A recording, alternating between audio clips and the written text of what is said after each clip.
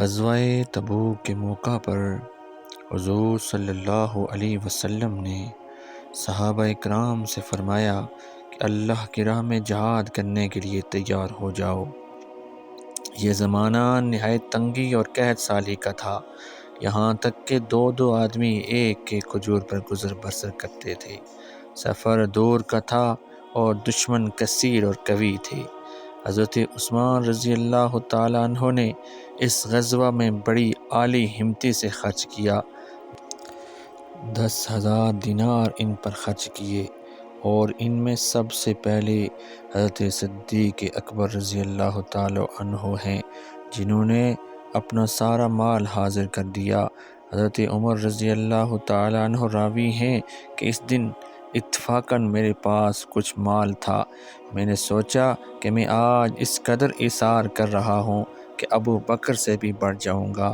چنانچہ حضرت عمر نے اپنے کل مال کے 2 حصے کیے اور ایک حصہ گھر رکھ کر آدھا مال حضور کی خدمت میں لے آئے، اور پھر اس خیال سے بہت خوش ہوئے کہ میں نے آج بہت ایثار کیا ہے، آج ابو بکر آگے نہ بڑھ سکیں گے۔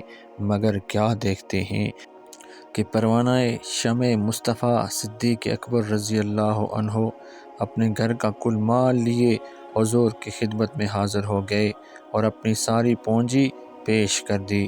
حضرت عمر یہ دیکھ کر حیران رہ گئے اور سوچنے لگے کہ ان سے بڑھنا مشکل ہے۔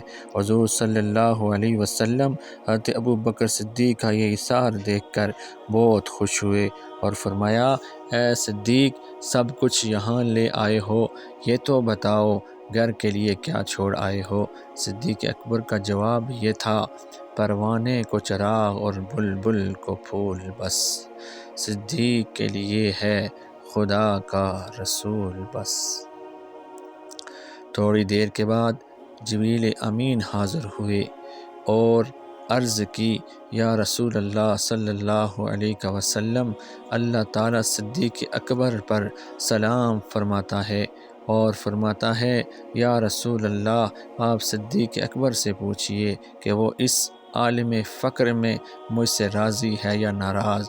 حضور صلی اللہ علیہ وسلم نے یہ پیغام دیا تو صدیق اکبر اس پیغام کی لذت سے عالم وجد میں آ کر کہنے لگے، کیا میں اپنے رب سے ناراض ہوں گا؟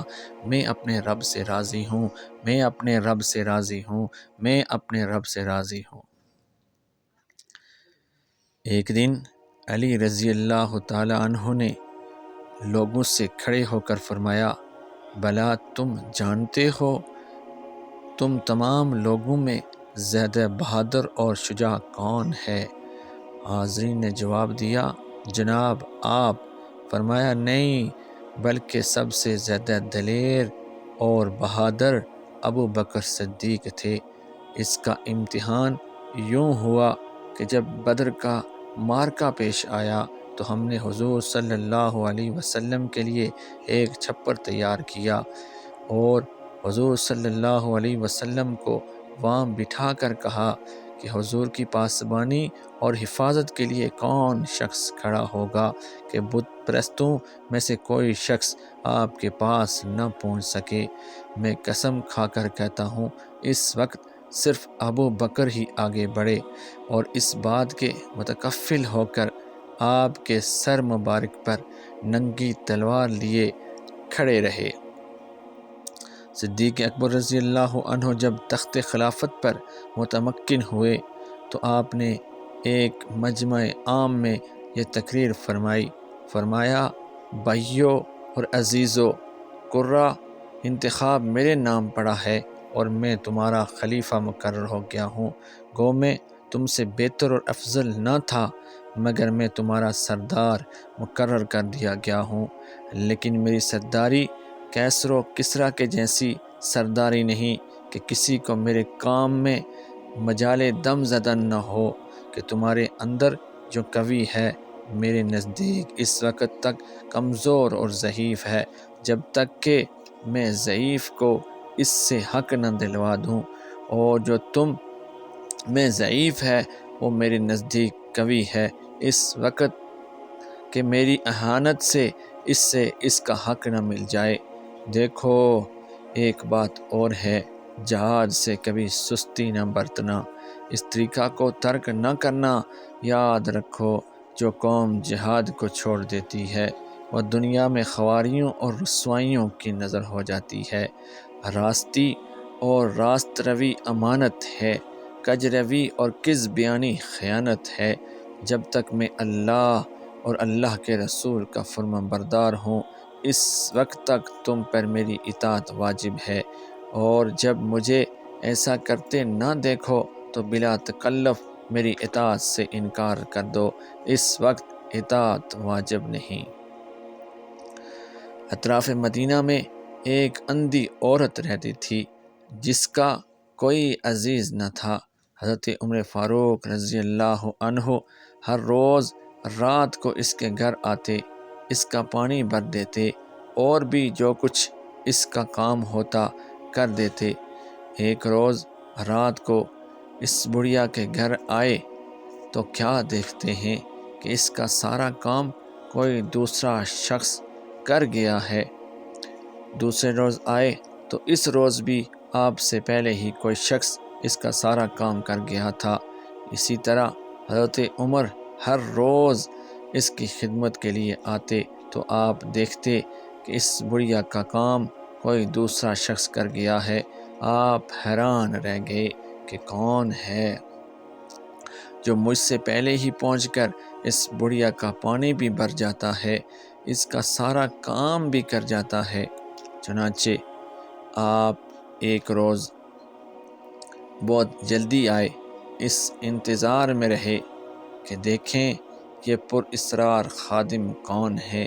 تھوڑی دیر کے بعد آنے والا آیا، بڑھیا کا کام کرنے لگا۔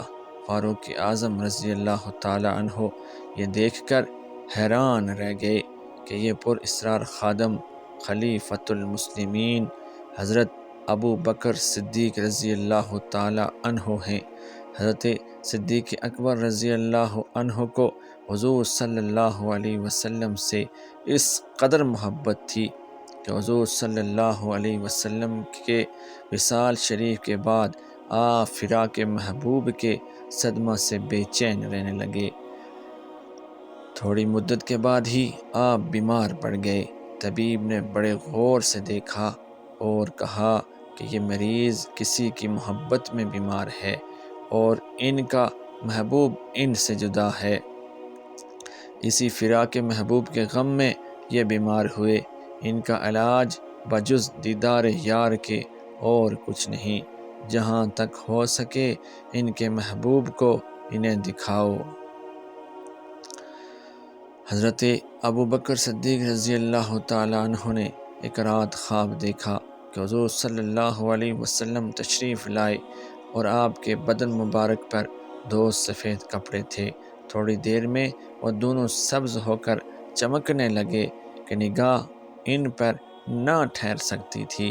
پھر حضور صلی اللہ علیہ وسلم نے سامنے تشریف لا کر حضرت ابو بکر رضی اللہ عنہ سے السلام علیکم فرمایا، مصافحہ کیا اور اپنا نورانی ہاتھ حضرت ابو بکر صدیق رضی اللہ تعالیٰ عنہ کے سینے پر رکھا، جس کے سبب ساری قلب و سینہ کی تکلیف دور ہوئی۔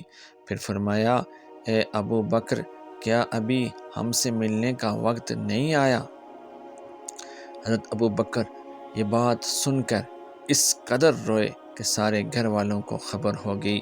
پھر عرض کیا، یا رسول اللہ صلی اللہ علیہ وسلم، دیکھیے آپ کی ملاقات کا شرف کب مجھے حاصل ہوتا ہے۔ حضرت ابو بکر صدیق رضی اللہ تعالیٰ عنہ کا فراق میں رونا سن کے حضور نے فرمایا، گھبراؤ نہیں، اب ہماری تمہاری ملاقات کا وقت قریب ہے۔ اس خواب کو دیکھا تو ابو بکر صدیق رضی اللہ تعالیٰ عنہ بہت خوش ہوئے۔ صدیق اکبر نے اپنے مرض میں حضرت علی کو بلایا اور وصیت فرمائی کہ اے علی، جب میری وفات ہو جائے تو مجھے تم اپنے ہاتھوں سے غسل دینا، کیونکہ تم نے ان ہاتھوں سے رسول اللہ صلی اللہ علیہ وسلم کو غسل دیا ہے۔ پھر مجھے میرے پرانے کپڑوں میں کفن دے کر حجرہ شریف کے سامنے رکھ دینا۔ جس میں حضور صلی اللہ علیہ وسلم کا مزار ہے۔ پھر اگر بغیر کنجیوں کے قفل خود بخود کھل جائے تو اندر دفن کر دینا، ورنہ عام مسلمانوں کے قبرستان میں دفن کر دینا۔